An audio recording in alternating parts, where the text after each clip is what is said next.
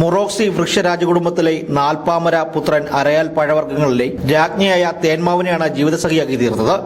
100 വർഷത്തിലേറെയായി ഒരേ ചുവട്ടിൽ വളർന്നു നിന്ന അരയാലും തേന്മാവുമാണ് വിവാഹിതരായത്.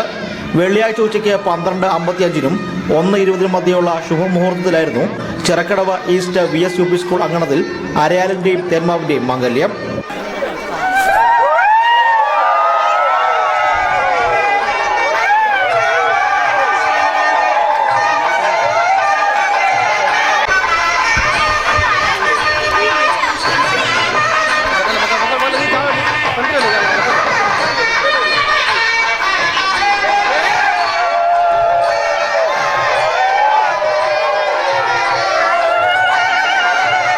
സ്കൂൾ അധികാരികളും വൃക്ഷ പരിസ്ഥിതി സംരക്ഷണ സമിതിയും ചേർന്നാണ് വിവാഹം സംഘടിപ്പിച്ചത്.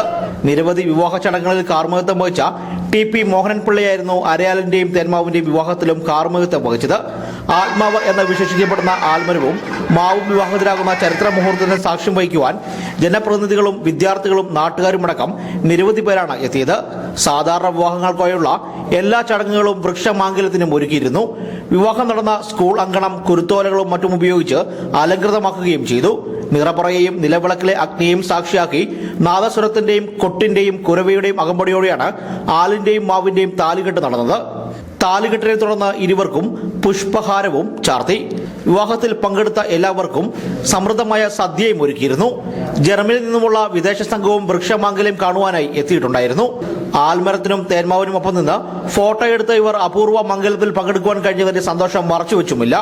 We are very happy to stay here today and we have seen what you all do here in India. It's very, very nice and we will tell all that in Germany. It's really a very good idea. We are so happy. Thank you very much. വനം വന്യജീവി board അംഗവും Vanamitra award ജേതാവുമായ K. ബിനുവിന്റെ നേതൃത്വത്തിലായിരുന്നു വൃക്ഷമാംഗല്യം സംഘടിപ്പിച്ചത്. വൃക്ഷങ്ങളെ പരിപാലിക്കേണ്ടതിന്റെ ആവശ്യകതയെപ്പറ്റി പൊതുജനങ്ങളെ ബോധവൽക്കരിക്കുകയാണ് ഇതുവഴി ലക്ഷ്യം വെച്ചതെന്ന് ബിനു പറഞ്ഞു. മനുഷ്യന്റെ കാട്ടിലും ഒരുപക്ഷെ ഗുണങ്ങൾ പ്രകൃതിക്ക് നൽകുന്ന ഒരുപാട് ഗുണങ്ങളുള്ളതാണ് വൃക്ഷങ്ങൾ.